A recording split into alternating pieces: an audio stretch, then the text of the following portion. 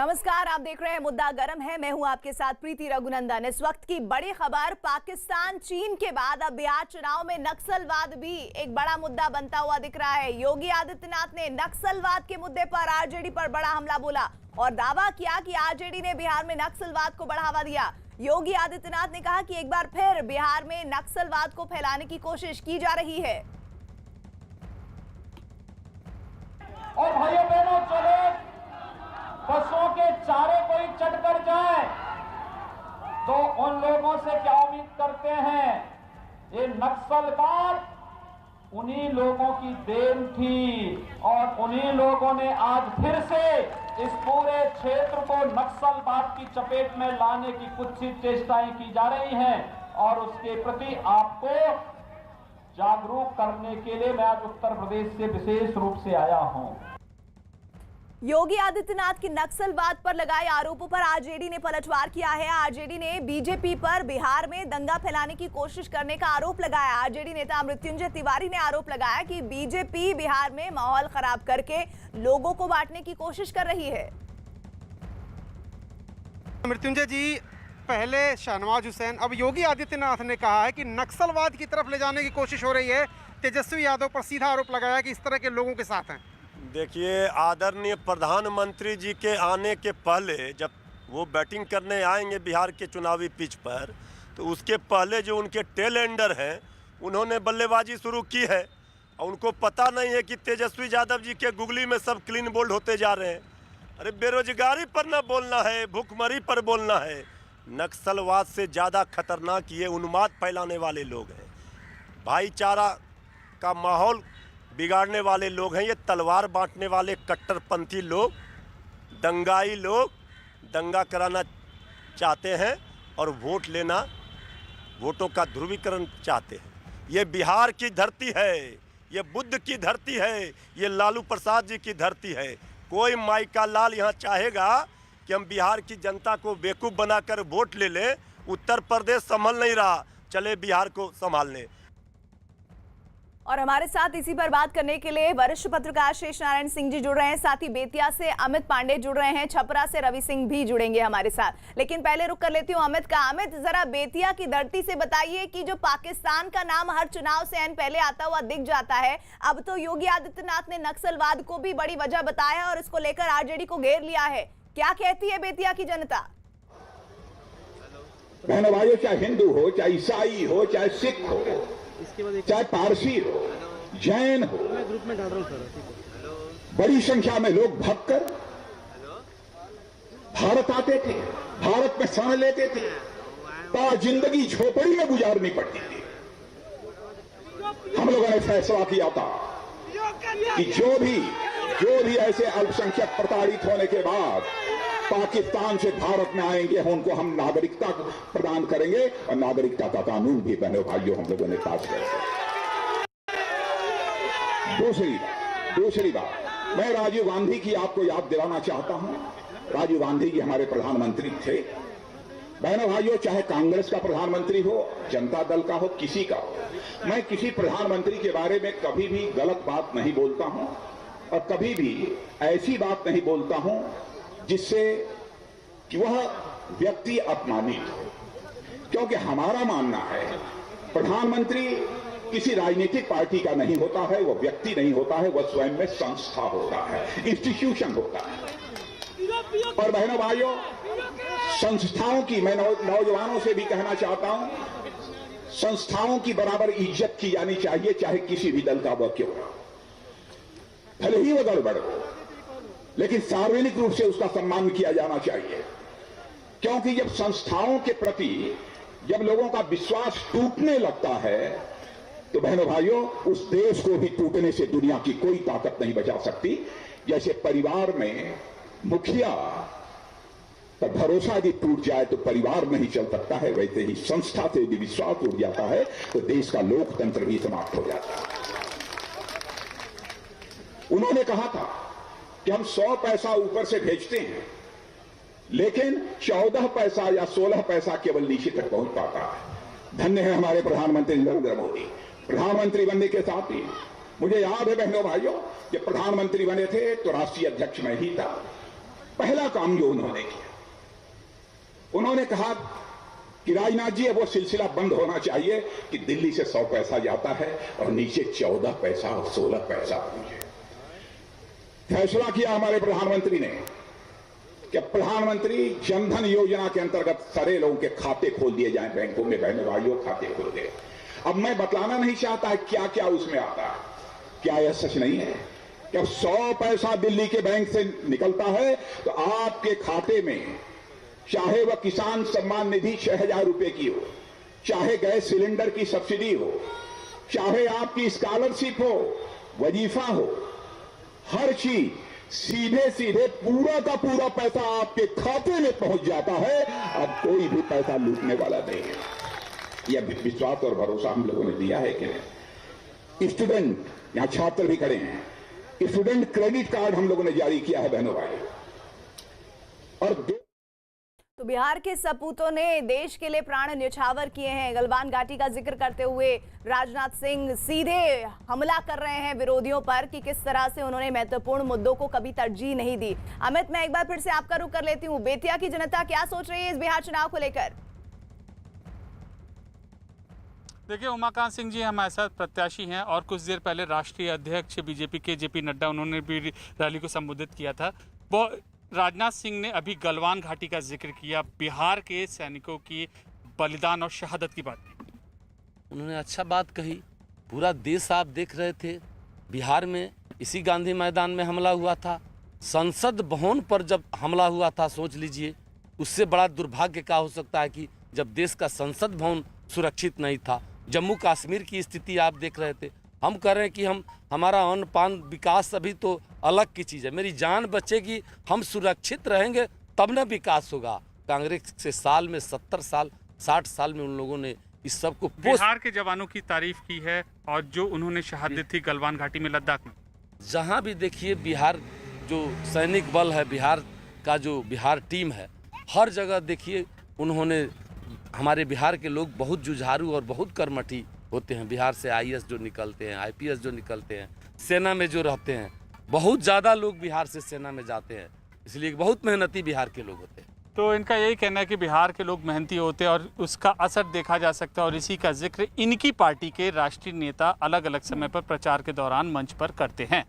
जी, मैं शेष जी के पास भी आऊंगी, लेकिन उससे पहले बिहार चुनाव से जुड़ी इस वक्त की बड़ी खबर आ रही है। बीजेपी ने सीपीआई एमएल के साथ आरजेडी के गठबंधन पर बड़ा हमला बोला है। बीजेपी प्रवक्ता शाहनवाज हुसैन ने तेजस्वी यादव पर इस गठबंधन के जरिए लोगों में डर पैदा करने की कोशिश करने का आरोप लगाया और कहा है कि अर्बन नक्सल की कोई साजिश कामयाब नहीं होगी, जिस पर आरजेडी नेता और पूर्व केंद्रीय मंत्री जयप्रकाश नारायण यादव ने पलटवार करने में देर नहीं लगाई और चुनाव में बीजेपी और जेडीयू गठबंधन का सुपड़ा साफ होने का दावा किया।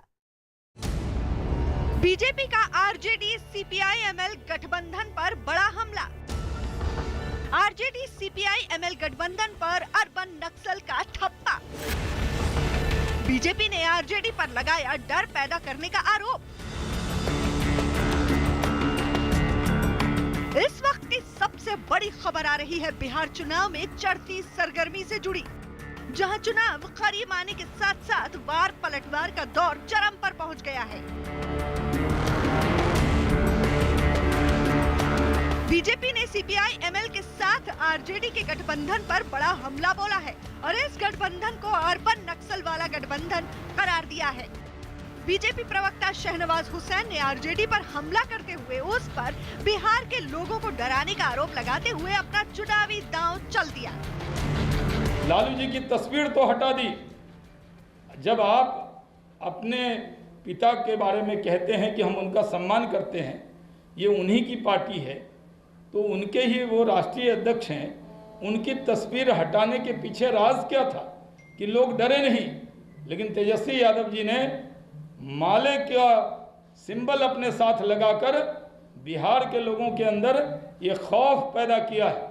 हम बिहार के लोगों से कहना चाहते हैं कि भारतीय जनता पार्टी किसी भी शर्त पर फिर से वो मुड़कटवा राज स्थापित नहीं होने देगी।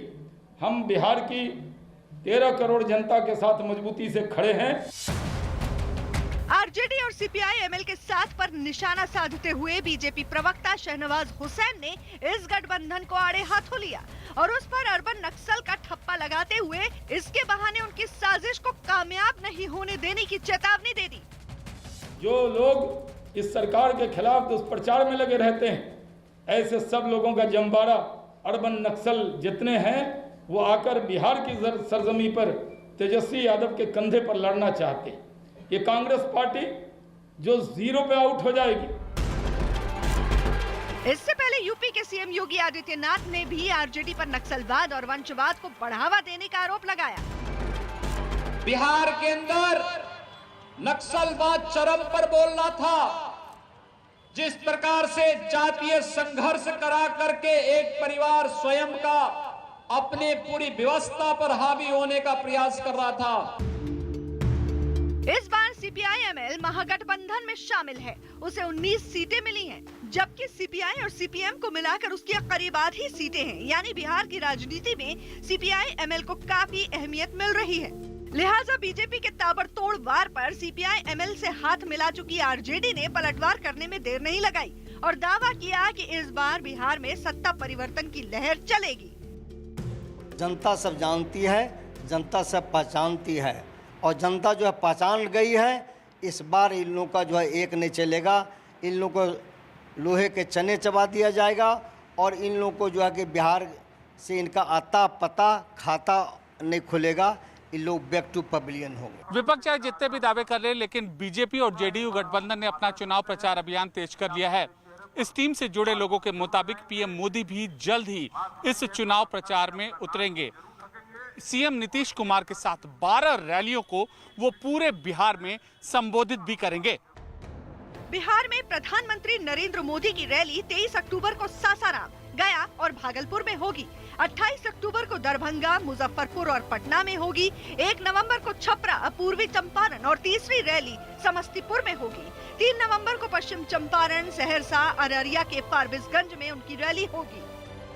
जाहिर है बिहार की चुनावी जंग इस बार बेइंतहा दिलचस्प होने वाली है, जहां एनडीए के साथ नीतीश अपनी 15 साल की सत्ता को आगे जारी रखने की कोशिश में है, तो वहीं 15 साल का सूखा देख चुकी तेजस्वी यादव की पार्टी सत्ता में वापसी के लिए बेकरार है।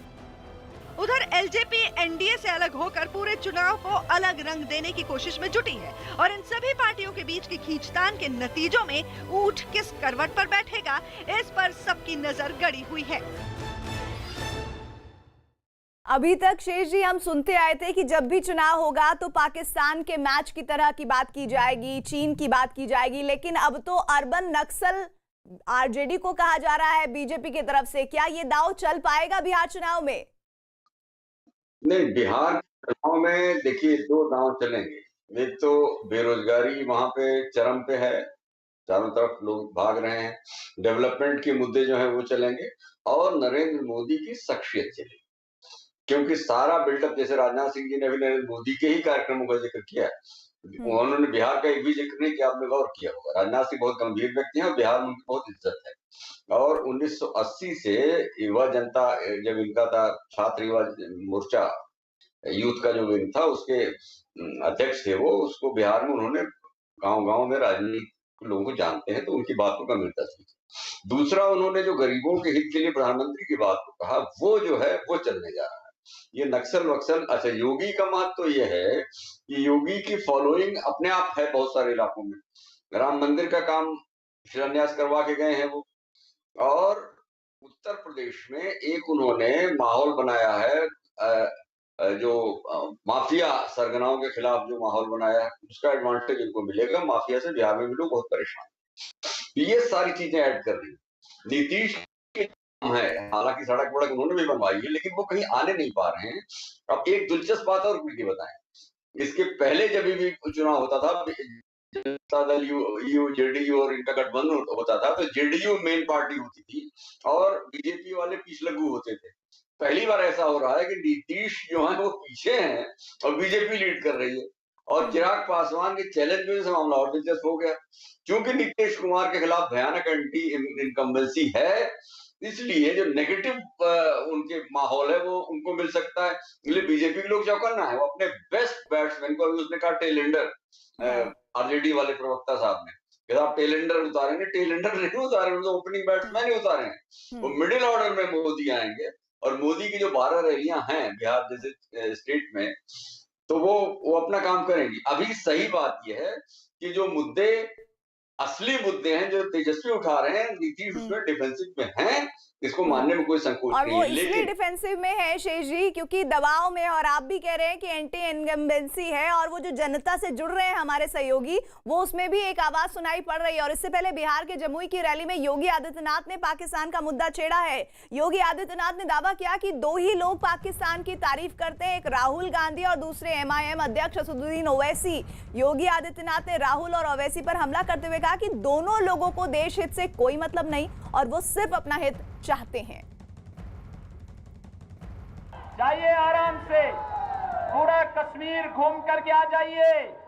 अगर कहीं पाकिस्तान परस्त आतंकवादी कहीं भी आपको टेढ़ी नजरों से देखेगा तो भारत के जवानों की गोली उसकी आंखों को बेचते हुए बाहर कर देगी।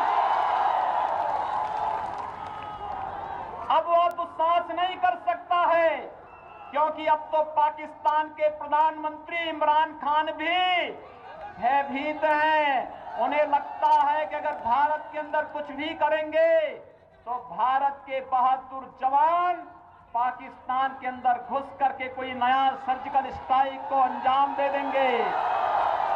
अब पाकिस्तान भी कुछ नहीं कर सकता, क्योंकि भारत अब मजबूती के साथ वैश्विक पटल पर अपनी एक नई पहचान प्रधानमंत्री मोदी जी के नेतृत्व में बना चुका है। आपने देखा होगा, पाकिस्तान, बांग्लादेश, अफगानिस्तान के जितने भी हिंदू थे, सिख थे, बौद्ध थे, जैन थे, इन सबको जो वहां पे प्रताड़ित था, पीड़ित था, गृह मंत्री अमित शाह जी ने कहा कि अगर आप पीड़ित और प्रताड़ित है, भारत में शरण लिया है, हम इन्हें भारत की नागरिकता भी देंगे। नागरिकता संशोधन कानून ला करके उन्हें भारत की नागरिकता देने का कार्य किया, तो भी पीड़ा किसको होती है।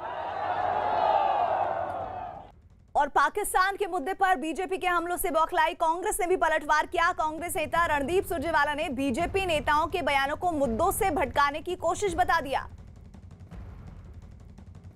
रणदीप जी, योगी आदित्यनाथ आए, उसके बाद जगत प्रकाश नड्डा आए, पाकिस्तान की बात उन्होंने कही, शशि थरूर की बात कही। धर्मेंद्र प्रधान ने अभी कहा इंटरव्यू में कि कांग्रेस पाकिस्तान को सर चढ़ाती है। सच्चाई है आदरणीय मित्र, पिछले चुनाव में भी याद करिए अमित शाह जी ने कहा था कि अगर नीतीश बाबू मुख्यमंत्री बने तो पाकिस्तान में पटाखे फूटेंगे। तो पूछिए ना, अब तो नीतीश बाबू उनकी गोदी में बैठे हैं, पटाखे फूटे पाकिस्तान में।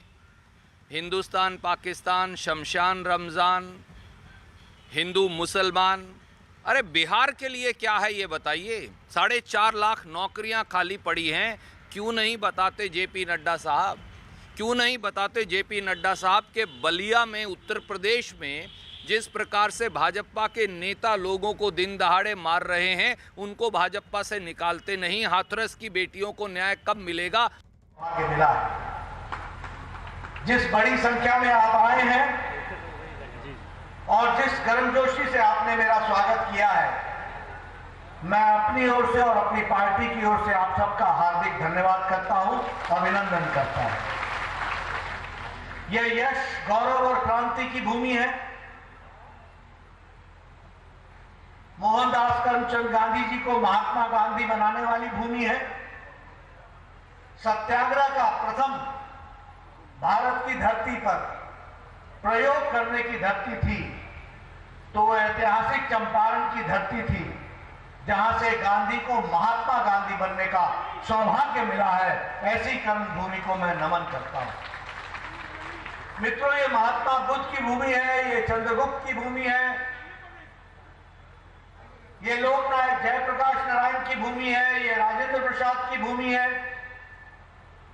अनेक लोगों ने सामाजिक दृष्टि से, आध्यात्मिक दृष्टि से, राजनीतिक दृष्टि से, हर दृष्टि से देश को, दुनिया को, समाज को दिशा देने का काम किया है तो इस पवित्र भूमि ने किया है। ऐसी पवित्र भूमि को मैं नमन करता हूं। अगर मैं लोकनायक जयप्रकाश नारायण को याद करूं, अगर मैं लोकनायक जयप्रकाश नारायण को के जीवन को देखूं, तो हम सबके ध्यान में आता है कि आजाद भारत में राजनीति की वैकल्पिक व्यवस्था, नॉन कांग्रेस गवर्नमेंट और संपूर्ण क्रांति का नारा लगाकर देश में वैकल्पिक विचारधारा की सरकार बन सकती है, तो उसका नेतृत्व भी लोकनायक जयप्रकाश नारायण ने किया, जिसका संबंध बिहार की धरती से। मित्रों, आज मैं चुनावी जनसभा में आया हूं और चुनावी जनसभा की दृष्टि से हमारे पूर्व वक्ताओं ने आपके सामने बहुत सी बातें रखी और बड़े गौरव के साथ उन्होंने बताया कि किस तरीके से इलाके के विकास में हम लोगों ने काम किया है। लेकिन एक बात ध्यान रखनी चाहिए हमको कि राजनीति में एक होता है चलन और एक होता है चलन को बदलने की ताकत रखने वाला नेतृत्व। अगर हम बिहार की राजनीति की बात करें और भारत की राजनीति की बात करें, तो चलन क्या था? चलन था वादा करो, वादा करके बेवफाई करो और बेवफाई करके भुला करके नए वादे को लेकर के चल पड़ो। तो मोतिहारी से जेपी नड्डा बीजेपी के अध्यक्ष की आप सीधे रैली सुन रहे हैं, जिसमें उन्होंने कहा कि किस तरह से बिहार की जनता के किए गए काम के लिए उनकी जनता ने उन्हें प्यार दिया है। बीजेपी के अध्यक्ष संजय जायसवाल, बिहार के जो अध्यक्ष हैं संजय जायसवाल ने भी राहुल गांधी पर वार करते हुए दावा किया कि राहुल गांधी हमेशा देश विरोधी बातें करते हैं। उन्होंने दावा किया कि राहुल के बयानों से देश विरोधी ताकतों को बढ़ावा मिलता है।